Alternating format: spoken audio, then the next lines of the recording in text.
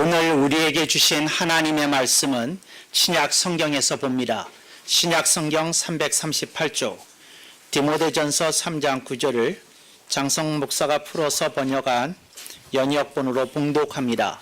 순수한 양심 안에 믿음의 신비를 가진 자라야 할지니 아멘. 오늘 우리는 성령님 아래 성경 위에 하나님의 말씀을 듣기를 원합니다. 오늘 여러분들이 주목하실 설교 제목은 믿음의 신비입니다. 기독교인이 일상생활에서 쓰는 말 가운데 가장 자주 쓰는 말이 아마도 믿음이 아닐까 싶습니다. 물론 우리는 하나님, 예수님, 성령님을 그보다 더 많이 사용하지만 이것은 호칭이기 때문에 예외로 두고 생각해 본다고 한다면 오늘 우리들이 믿음을 늘 생각을 하고 믿음을 의식하면서 살아가고 있다고 해도 과언이 아니리라고 여겨집니다. 그런데 여러분들이 이 믿음이라고 하는 개념, 여기서 이제 개념으로 설명하겠습니다. 개념을 오해할 때가 자주 있다는 겁니다. 그러니까 성경을 읽다 보면 믿음이라는 단어가 나오는데 이 믿음이라는 단어로 쓰여져 있는 것 때문에 여러분들은 그 믿음이 동일한 개념, 동일한 지시를 나타낸다고 착각하는 경우가 있다는 겁니다. 그래서 오늘 여러분들이 오늘 말씀을 잘 들어두시면 성경을 읽을 때 여러분들이 유의할 수 있는 어떤 지침을 여러분들이 얻을 수도 있겠다 하는 것을 여러분들에게 말씀을 드리고 싶습니다. 그래서 오늘 본문을 보면 순수한 양심 안에 믿음의 신비를 가진 자라고 얘기를 합니다. 오늘 본문은 집사의 자격을 논하는 가운데 나온 말씀입니다. 그러니까 집사가 어떤 사람이냐, 순수한 양심 안에 믿음의 신비를 가진 자라야 집사의 자격이 있다 하는 얘기입니다. 그리스도인으로서 교회에서 섬기는 일은 아름다운 일이고 또 멋진 일이고 또 다른 사람에게 정말 모범을 보이는 일이라고 할 수 있겠습니다. 그래서 이 사도교회 시대에 그들이 교회에서 집사의 요건 중에 하나로 순수한 양심 안에 믿음의 신비를 가진 자라고 말한 것은 참으로 우리들이 귀 기울여 들어야 될 말씀이라고 아니할 수 없습니다. 그런데 제가 믿음이 이제 개념으로 설명했을 때 하는 말은 믿음이 결코 개념에 머무르거나 개념 자체이라는 뜻이 아니고 성경에 보면 믿음이 여러분들이 유의해서 보여야 될 게 있는데 사실은 믿음이 쓰여져 있는 그 문맥에 따라 두 가지로 여러분이 이렇게 주의해서 분류해서 읽으시면 성경을 이해하는 데 도움이 될 수 있습니다. 첫 번째는 구원에 이르는 믿음입니다. 이게 무슨 말인고 하니 어떤 사람에게 믿음이 있는데 이 사람의 그 믿음이 구원에 이르게 할 만한 믿음이냐 하는 겁니다. 그래서 이걸 구원에 이르는 믿음 이렇게 풀어서 설명을 하고요. 단순하게 얘기할 때는 구원의 믿음이라고 말을 합니다. 그런데 이 구원에 이르는 믿음이라 하는 말을 무슨 뜻인지 명명백백하게 우리들이 오늘 정리하고 넘어갈 수 있기를 원합니다. 그 구원에 이르는 믿음이 뭐냐?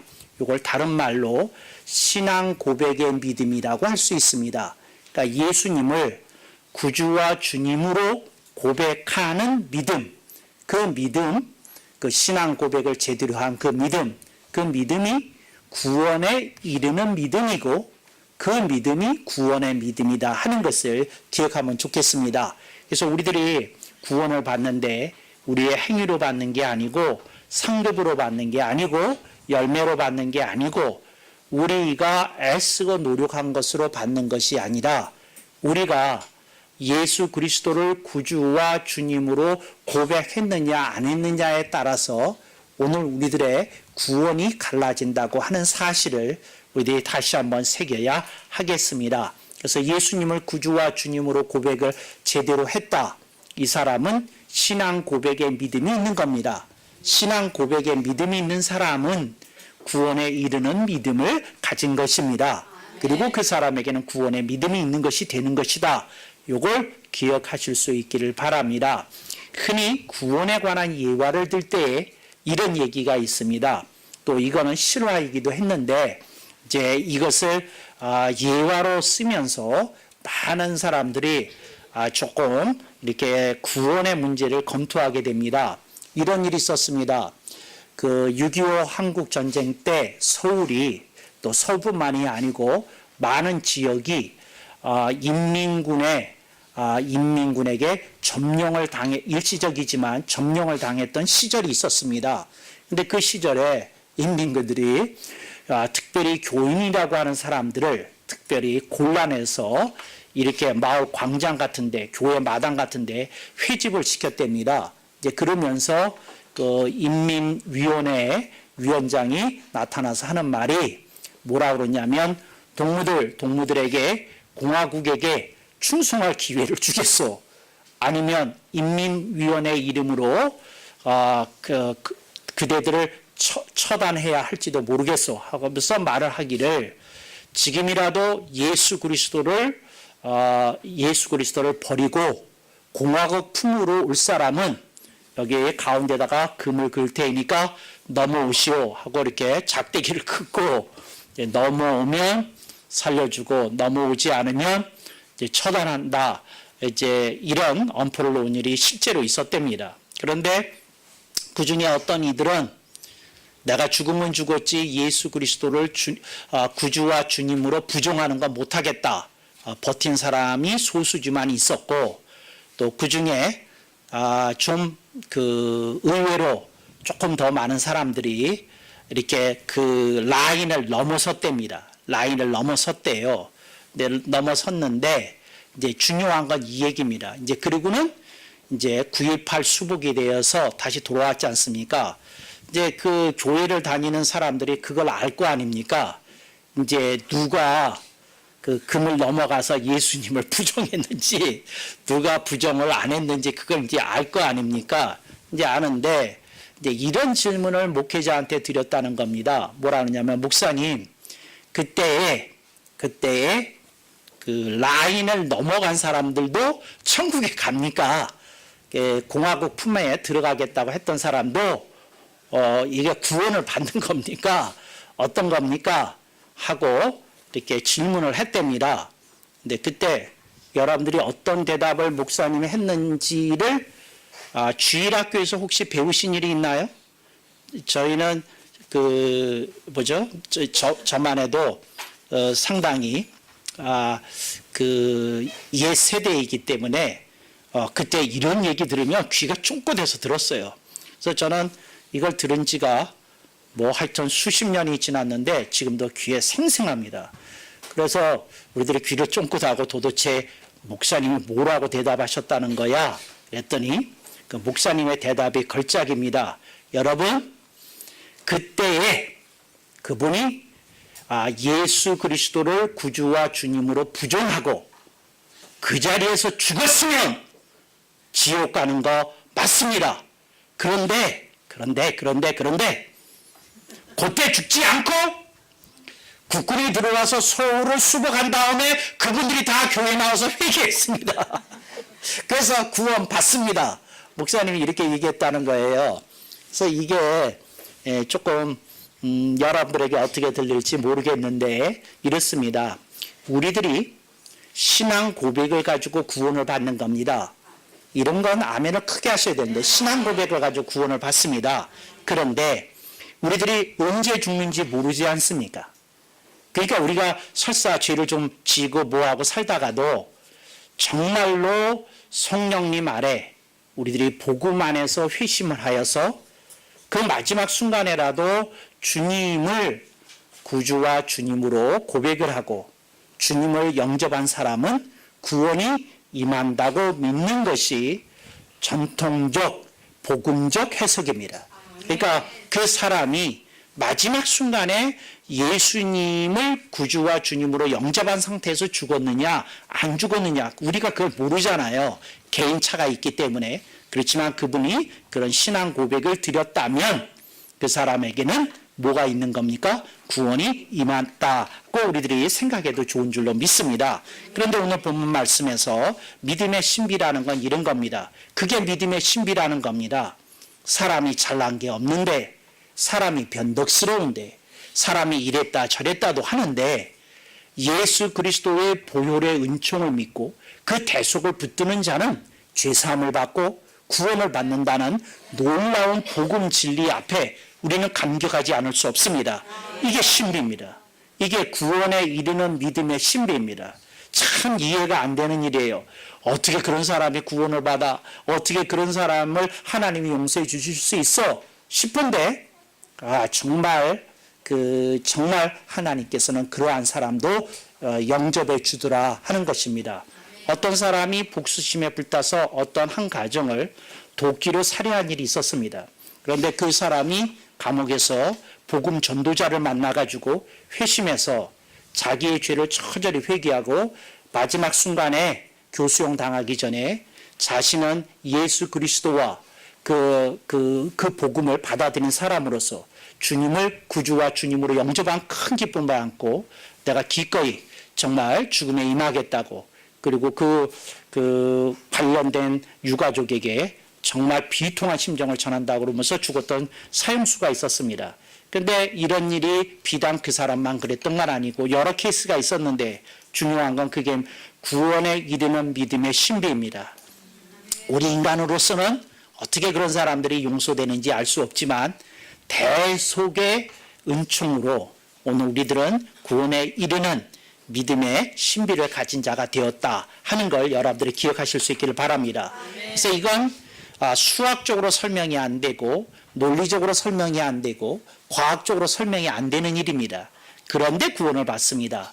무슨 구원입니까? 신앙 고백을 한 그 믿음을 하나님이 보시고 구원을 시켜준다는 사실입니다. 그래서 여러분들이 이것을 신앙 고백의 믿음, 구원에 이르는 믿음이다. 그런데 그게 인간의 지혜를 뛰어넘었고 지식을 뛰어넘고 인간의 체계를 뛰어넘는다. 그래서 신비라는 겁니다. 그래서 이것이 구원에 이르는 믿음의 신비다. 이게 첫 번째 믿음의 신비입니다. 두 번째 믿음의 신비가 있습니다.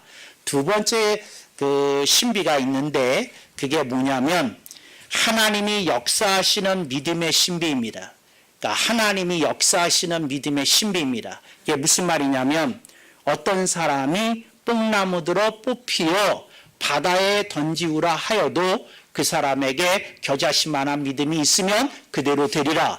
근데 실제로 어떤 사람에게 인생에 정말 도무지 감당할 수 없는 일이 있었습니다. 어렸을 때 학대를 받으면서 컸는데 도무지 그게 상처가 되어서 견딜 수 없고 또 본인 스스로도 굉장히 마약이다, 또 성매매다, 또 여러 가지 난잡한 생활을 하면서 자기가 학대받은 것을 견디지 못하여서 자기 자신을 파괴하는 삶을 살았던 여성이 있었는데 복음 전도자를 만나서 복음을 영접한 다음에 그 사람이 본인이 도무지 해결할 수 없었던 본인의 깊숙한 곳에 내재된 그 체험, 그 경험, 그 아주 상처 깊은 악랄한 과거, 그게 뽕나무처럼 자리 잡고 있었는데 이거를 정말 하나님의 역사하시는 믿음을 붙들고 그 자기의 과거에 상처되었던 모든 것을 정말 바다 위에 던지우라 하는 역사처럼 모든 상처를 바다에 던지우고 자유를 누리고 해방이 되고 새 삶을 살게 된 여인이 있습니다. 근데 그 여인에게 있어서 이것은 믿음의 신비이죠. 그래서 하나님이 역사하시는 믿음의 신비가 있다 하는 걸 여러분들이 기억해야 되는 줄로 믿습니다. 여러분의 삶 속에 여러 가지 어려운 문제가 있습니다. 그런데 여러분들이 작은 믿음으로 기도를 했더니 하나님이 여러분의 그 작은 믿음을 보시고 여러분의 삶 속에 작은 기적, 큰 기적이 일어나게 해주셨습니다. 네, 이런 체험을 한 사람은 정말 자기 자신이 자격이 없다는 걸 압니다. 자기 자신이 잘한 게 없다는 걸 압니다. 근데 하나님이 부족하고 연약한 자기를 이쁘게 보아주셔서 하나님이 이런 기적을 주셨다는 것에 감격해합니다. 근데 그런 사람은 무엇을 갖고 있는 것인가요? 역사하시는 하나님의 믿음을 갖고 있다는 거죠. 그러니까 여러분들이 역사하시는 하나님에 대한 믿음을 갖고 있을 때 여러분의 삶 속에 불가능하게 보였던 일들이 가능해집니다. 도무지 여러분들이 포기했던 일들이 다시 한번 새 힘을 얻고 용기를 얻어서 여러분이 도전하여 극복할 수 있는 계기가 마련이 되더라는 겁니다. 이게 두 번째 믿음의 신비입니다. 그래서 이것을 신비라고 말한 이유는 무엇인고 하니 이렇습니다. 아무리 다른 사람에게 설명하려고 해도 체험을 못 해본 사람에겐 설명이 불가합니다. 설명이 되지 않습니다. 설명이 되지 않게 본인이 설명해봐야 아는 겁니다. 그 경상도 지방에서는 왜 제사상에 문어를 올리고 문어를 귀한 그 잔치 음식으로 치거든요. 그래서 어떤 집에서 그 경사스러운 날이었는데 문어가 그 이렇게 식탁에 올라오지 않았다 그러면 이 집은 정성이 좀 모자라는구만 그런 소리 하나 듣고 그렇습니다. 근데 어떤 사람이 이제 그 경상도 지방에 처음 와서 문어를 처음 먹어본 겁니다. 그랬더니 엄마 나 문어 처음 먹어봤다. 그리고 이제 서울에 있는 가족에다 전화를 했답니다. 그랬더니 그 엄마가 묻는 말이 문어 맛이 어떤데? 엄마도 맛을 안 봤나 봐요. 그랬더니 이 아들이 한 말, 여러분이 아마 이 말은 잘 알고 계실 것입니다. 어떻게 말로 설명 못하고 엄마도 그냥 한번 먹어봐. 이게 믿음의 신비입니다. 이게 무슨 말이냐면 체험한 사람은 알아요. 그런데 이걸 어떻게 설명하기가 문어 맛을 본 사람이 문어 맛을 어떻게 설명합니까? 설명하기 그래요. 그러니까 예를 들자면 문어 맛을 엄마 이거 되게 질기다 그러면 질긴 걸 왜 먹는데? 그렇잖아요. 그러니까 말이 안 되잖아. 질기다는 말도 엄마 이거 고소하다 그런데 엄마가 참깨보다도 더 고소하냐? 그럼 뭐라고 얘기를 해요? 그러니까 뭐라고 얘기할 수가 없는 거예요. 먹어봐야 아는 게 있지 않습니까? 이런 걸 성경에서는 신비라고 부릅니다. 그러니까 뭐냐면 하나님과의 관계 속에서 내가 귀한 간증을 얻었는데 말로 쉽게 설명하기가 어렵다. 이건 다른 사람도 체험해봐야 알 수 있는 일이다. 그래서 이것을 신비라고 그런다는 것을 기억하실 수 있기를 바랍니다. 다른 번역본에서는 이걸 비밀이라고 번역을 했습니다. 비밀이라고 번역해서 틀렸다고까지는 말하지 않겠지만 이제 비밀에는 좋은 것도 있고 나쁜 것도 있기 때문에 이건 그 헬라어 원어를 봐도 그렇고 이것은 그 신비라고 번역하는 것이 더 타당하다 하는 것을 여러분들에게 말씀을 드립니다. 그래서 여러분들이 이 두 가지 말씀을 들었는데 여러분이 생각해 봐야 될 것이 있습니다. 나에게 이 두 가지 믿음의 신비가 있느냐는 겁니다. 두 가지 믿음의 신비가 나는 두 가지 신비가 있느냐 하는 겁니다. 그러면 아멘 억만번 하고 여러분들이 이렇게 치고 나와야지. 이걸 뭐 검토를 조금 하시려고 그러고 조금 뭐 생각해 보려고 그러시면 안 됩니다. 그러니까 오늘 우리들이 예수님을 구주와 주님으로 영접했지 않습니까? 고백드렸지 않습니까? 세례 받았지 않습니까? 그런데 오늘 우리들이 그 주님을 이 세상 끝나는 날까지 우리는 예수님을 뭐라고 고백할 겁니까? 구주와 주님으로 고백을 하는 것이다. 그러지 않습니까? 여러분 손흥민 선수를 알 것입니다. 손흥민 선수가 이제 대부분의 스트라이커들이 그러하듯이 이제 골을 넣게 되면 그 오른손으로 자기 왼쪽 가슴을 이렇게 칩니다. 여기에 보면 자기가 소속한 팀의 엠블렘이 있어요. 문장이 있어요. 그래서 치면서 내가 이 그 토트넘 팬들에게 이런 기쁨을 안겨줘서 감사하다. 나는 내가 토트넘의 일원이고 오늘 스트라이크로서 제목사한 게 너무 자랑스럽다. 뭐 이러고 그 다음에 이걸 쭉 이렇게 뽑아가지고 이렇게 키스하기도 하고 그렇지 않습니까? 저는 그거 볼 때마다 생각을 합니다. 손흥민 선수하고 장성 목사는 소속이 다르구나. 내 가슴에는 예수님밖에 없는데 이런 생각을 합니다. 그래서 이걸 가슴을 좀 치고 다니고 싶다. 그런 생각이 들어요. 그래서 내가 길거리 가다가 가끔씩 그런 생각이 듭니다. 나도 좀 이렇게 치면서 좀 봐주는 사람이 있으면 내 심장에는 예수님이 계시오 하고 이렇게 외치고 싶은데 제가 워낙 유명하지 않아서 이 정신병자 취급받을까봐 이 가슴을 치지를 못합니다. 용기가 없다는 뜻이겠죠? 그래서 제가 여러분에게 묻겠습니다. 여러분의 그 가슴에는 심장에는 예수 그리스도가 구주요 주님이시라는 사실이 여러분의 심장을 이렇게 뛰게 합니까? 여러분을 흥분시킵니까? 여러분을 신바람 나게 합니까? 이런 게 여러분에게 있어서 막 달려가면서 사람들 보시오. 내가 예수 때문에 심장이 터질 것 같소. 이렇게 얘기할 수 있는 열심과 열정이 여러분에게 늘 생동하기를 주님의 이름으로 당부하고 권면하고 축복합니다. 오늘 우리들에게 있는 예수 그리스도는 우리를 그렇게 만드시는 분입니다. 우리를 흥분하게 하고 우리에게서 열심과 열정이 그냥 터져나오게 하고 신바람 나게 하고 인생에 대한 감격을 누리게 하시는 분이 우리의 주님이시다. 예수님은 정말 구주요 주님이시다. 네, 이걸 여러분들이 한시도 잊지 않아야 되는 줄로 믿습니다. 네, 이런 고백을 드리는 사람에게는 구원에 이르는 믿음의 신비가 있다. 이걸 여러분들이 기억하면 좋겠습니다. 오늘 우리들에게 역사하시는 하나님의 믿음의 신비가 또한 있어야 되겠습니다. 이 하나님이 들어가는 이유는 이렇습니다. 신앙인이 움직일 때 본인이 움직이는 게 아닙니다. 본인이 노력하는 게 아닙니다. 본인의 노력이 없다는 얘기를 하려는 게 아닙니다. 본인이 하나님이 공급해 주시는 은혜와 진리 아래에서 움직이기 때문에 그분은 승리한 후에, 극복한 후에, 타개한 후에, 열매를 거둔 후에, 간증을 얻은 후에 분명히 얘기할 것이라는 것입니다. 이는 내가 잘나서 한 것이 아니라, 이는 내가 노력해서 거둔 성과가 아니라, 이는 하늘에서 공급하신 은혜와 진리의 결실이다. 나는 아무런 잘난 것이 없는데 하나님이 오늘의 나를 만들어 주시고 오늘의 기적을 내 품 안에, 내 인생 안에 들어오게 하셨다. 그렇게 간증하게 되는 줄로 믿습니다. 그래서 그것이 두 번째 뭐라고요? 역사하시는 하나님에 대한 믿음의 신비입니다. 이게 여러분들에게 있어야 되는 줄로 믿습니다. 그래서 여러분이 어떤 어려운 문제에 부딪힐 때 여러분들이 기억하십시오. 여러분이 두 번째 믿음을 행사하도록 성령님이 기다리고 계시다는 겁니다. 자, 기회가 왔다. 어려운 문제가 왔다. 네가 이것을 풀어내야 되는 것이다. 이제 이걸 풀어내야 되는 줄로 믿습니다. 하나님께서 여러분들의 인생에 기회를 주십니다. 어떤 기회를 주십니까? 위기 속에서, 난관 속에서, 공경 속에서 여러분에게 기회를 주십니다. 어떤 기회냐? 하나님을 붙들 수 있는 기회를 주시는 겁니다. 하나님의 약속의 말씀을 붙들 수 있는 기회를 주시는 겁니다.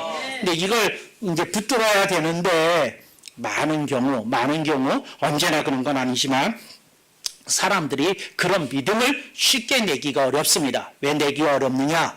현실은 리얼한데 하나님의 말씀은 그처럼 리얼해 보이지 않기 때문에 그렇습니다. 그래서 여러분들이 하나님의 말씀을 리얼하게 이렇게 받아들여야 되는 줄로 믿습니다.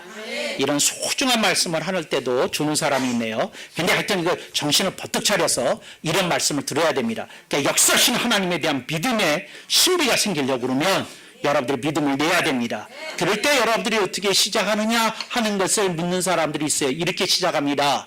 신령하신 하나님 아버지, 제가 너무도 부족하고 연약한 인생인 것을 아버지께서 잘 아십니다. 아버지, 나는 이 현실을, 이 문제를 감당할 수 있는 자가 못 되오니 아버지, 저를 불쌍히 여기셔서 저로 하여금 하나님이 공급해 주시는 은혜와 진리로 무장하게 하사 아버지, 내가 이것을 감당하고 견뎌내고 돌파할 수 있는 믿음을 주시옵소서. 여러분들이 그렇게 하나님께 구하는 것이 순서인 줄로 믿습니다. 믿음은 구해야 됩니다. 무슨 믿음을 구해야 됩니까? 하나님이 역사하시는 믿음을 구해야 됩니다. 하나님이 역사하시는 믿음을 여러분들이 구하실 때 성령님께서 기꺼이 여러분으로 하여금 말씀이 믿어지게 하는 역사가 일어날 것입니다. 그 말씀이 여러분의 말씀이 되게 하실 것입니다. 그러할 때 하나님의 놀라운 역사가 나타나게 되리라고 분명히 믿습니다. 어떤 교회에서 교회를 건축을 하는데 굉장히 어려움에 부딪혔다고 그래요. 그랬는데 아버지가 이제 목사님이신데 수심이 가득해서 아침 밥상에서 이제 밥을 먹는데 딸이 그러더라는 거예요. 9살짜리가 뭐라 그러냐면 아버지, 그 말이 참 재밌어요. 아버지, 하나님이 휴가 가셨어요. 그랬다는 거예요. 그래서 아버지가 무슨 말이냐 그랬더니 아버지가 요즘 얼굴에 수심이 가득해서 제가 다 알아볼 정도인데 아버지는 하나님 말씀을 증거하시고 선포하시는 분이신데 근심이 이렇게 가득한 걸 보니까 하나님이 휴가 가셔서 연락이 잘 안 닿는 것 같다고 9살짜리가 그렇게 얘기를 했답니다. 그래서 목사님이 정신이 벌떡 나가지고 이제 아이들 학교 보낸 다음에 서재에 앉아서 이제 생각을 하는데 내가 어쩌다가 이렇게 됐을까? 내가 무엇이 나를 이렇게 만들었을까? 이렇게 생각을 해봤더니 여러 가지 생각이 떠오르더랍니다. 근데 그 목사님이 이렇게 기도했답니다. 하나님 아버지, 내가 내 자신을 너무 믿고 내가 너무 이 현실을 안이하게 생각해서 조금 이렇게 과하게 이 성전 건축을 밀어붙인 면이 없지 않아 있습니다. 아버지 하나님, 이 종의 그 과욕을 용서해 주시고 아버지 이 교회가 시험에 들지 않도록 아버지 하나님께서 지혜롭게 이 문제가 하나씩 풀리게 해 주시옵소서. 이제 이렇게 기도를 했답니다. 그랬더니 목사님이 갑자기 무거운 짐이 덜컹하고 자기 가슴에서 내려서는 것처럼 묵은 채가 내려서는 어떤 느낌을 받았고 그 뒤로 이렇게 조금 힘든 과정이 있기는 하였지만 무사하게 성전 건축을 이렇게 마칠 수 있었다고 합니다. 제가 여러분에게 묻겠습니다. 그 9살짜리 질문입니다. 당신의 하나님은 휴가 중이십니까? 여러분들의 하나님이 이제 휴가 중인지 여러분들이 스스로 살펴보시고 정신을 바짝 차려서 내가 정말 하나님과 긴밀한 터치 속에서 사는 사람인지 하나님께 내 연약함을, 내 부족함을 내려놓고 호소하는 인생인지 여러분들이 살펴봐야 되는 줄로 믿습니다. 인생은 누구나 부족합니다. 누구나 연약합니다. 그래서 저는 그 말을 가장 사랑합니다. 부족하고 연약한 인생을 사랑하시는 하나님 아버지, 이렇게 기도하기는 걸 제가 그 사기도에서 아주 좋아합니다. 개인 기도할 때 좋아합니다. 그러니까 여러분들도 정말 자신의 연약함, 부족함 내려놓고 하나님께 호소할 때 그 하늘의 아버지께서 여러분들의 딱한 모습을 보시고 품에 안아주시고 이렇게 문제를 타결해 주시리라고 믿습니다. 그런데 여기서 재밌는 표현이 하나 있습니다. 요거 설교 마지막 부분으로 아껴둔 겁니다. 이게 무슨 말이냐면 순수한 양심이라는 말입니다. 순수한 양심이라는 말. 순수한 양심이라 하는 말은 무슨 말인고 하니 욕심을 부리는 걸 순수한 양심이라고 그럴 수 없을 겁니다. 그러니까 순수한 양심 속에서 믿음의 신비를 가져야 되더라 하는 겁니다. 그래서 여러분들이 조금 자신을 살펴보시고 여러분들이 이렇게 삶 속에서 어떤 것을 과욕을 부리거나 그 욕구와 욕망만 따라다니지 마시고 욕심을 내지 마시고 여러분들이 조금 내려놓을 줄도 알아야 되는 줄로 믿습니다. 근데 순수한 양심이라고 하는 건 이런 겁니다. 자기 자신을 되돌아보고 자기 자신이 하나님 앞에 부끄러운 것을 하나님 앞에 토해낼 수 있는 게 순수한 양심입니다. 하나님, 제가 이러네요. 부끄럽네요. 제가 정말 하나님께 고개 들 수가 없네요. 하고 하나님께 우리들이 이렇게 말씀을 드려야 되는 줄로 믿습니다. 그런데 이것을 이런 말씀을 드리지 못한다고 한다면 어떻게 되는 것일까요? 하나님이 우리들에게 주시는 그 놀라운 약속을 놓치게 된다는 겁니다. 근데 하나님이 우리들에게 주시는 소중한 기회를 빼앗겨 버리게 된다는 겁니다. 그래서 여러분들이 자신에게 어떤 어려운 문제가 임했을 때 순수한 양심을 돌아보시고 하나님, 제가 염치가 없습니다. 부족합니다. 그런데 하나님께 이렇게 말씀을 드립니다. 이런 믿음을 내실 수 있기를 바랍니다. 하나님 아버지, 나는 설교를 들으면서도 자꾸 졸려요. 그래도 하나님 아버지, 나중이라도 설교 노트를 베껴 쓸 수 있는 믿음을 주세요. 이게 순수한 양심입니다. 순수한 양심이 없는 사람은 설교 중에 내내 졸았는데 나중에 설교 노트 보자고도 안 해요. 근데 그거 베껴서 잘 양심적으로 하실 수 있기를 바랍니다. 이런 얘기 들어보셨는지 모르겠어요. 이게 뭐냐면 어떤 학교에서 무슨 줄을 섰답니다. 뭐 물건을 받는지 빵을 받는지 하여튼 줄을 섰는데 어떤 그 고학년들이 새치기를 이렇게 했답니다. 그러니까 이제 예를 들어서 그 고등학교에서 일어난 일이면 1, 2, 3학년 다 그 학년에 상관없이 줄 서 있는데 3학년들이 쳐들어와 가지고 맨 앞자리에 가 가지고 딱 조금 비켜. 우리들 좀 먼저 들어갈게. 그리고는 뒤로 이렇게 밀었어요. 그런데 밀었는데 그 뒤에 있던 1학년생이 한마디 말을 했답니다. 뭐라고 그랬을까요? 여러분 이랬을 때 뭐라고 그랬을까요? 여러분 무슨 얘기를 할까요? 네, 그랬는데 그 중에 한 아이가 한 말이 되게 재밌어요. 그래서 저는 여러분에게 묻고 싶어요. 여러분이라면 그 3학년한테 얻어 터질까봐 어차피 말 안 했겠지만 그 속으로라도 뭐라고 말했을 것 같아요. 속으로라도 뭐라고 말했을 것 같아요. 근데 이 1학년짜리가 한 말이 제가 오래도록 생각이 났어요. 그 하는 말이 뭐라 그러냐면 양심적으로 사세요. 양심적으로 사세요. 그랬다는 거예요. 이 답이 여기 있었잖아요. 양심적으로 사세요. 그랬다는 거예요. 그런데 갑자기 고3들이 그 얘기를 딱 듣는 순간 이제 계속 줄을 끼고 들어가면 뭐가 되는 겁니까? 양심 없는 자가 되는 거거든요. 그랬더니 그 고3들이 그래도 어떤 지혜가 있었는지 미안하다 뒤에 가서 쓸게 그리고 세 놈이 이렇게 끼어들다가 뒤로 갔다는 거예요. 그랬더니 그 줄에 서 있던 애들이 이렇게 박수 쳤답니다. 그게 뭐냐면 양심적으로 행동했다고 그 박수를 쳤다고 그래요. 근데 내가 여러분한테 말을 합니다. 오늘 우리들의 삶 속에 순수한 양심이 좀 필요합니다. 우리들이 양심적으로 살아야 됩니다. 양심적으로 산다는 말이 무슨 말입니까? 하나님 앞에 우리들의 부끄러운 모습을 내려놓기를 좀 자주 해야 되겠다는 겁니다. 하나님, 이게 제 모습인데, 이게 저 자신의 습관인데, 이게 저 자신의 자꾸 무너지는 어떤 건인데, 주님, 제가 이제 일어날 수 있게 해주세요. 그래서 순수한 양심 속에서 이 두 가지 믿음을 가지려고 할 때에 저는 믿음의 신비가 일어난다고 분명히 믿습니다. 그런 믿음의 신비를 가진 자가 모두 되시기를 주님의 이름으로 축원합니다. 아멘. 억만번 말씀을 생각하시면서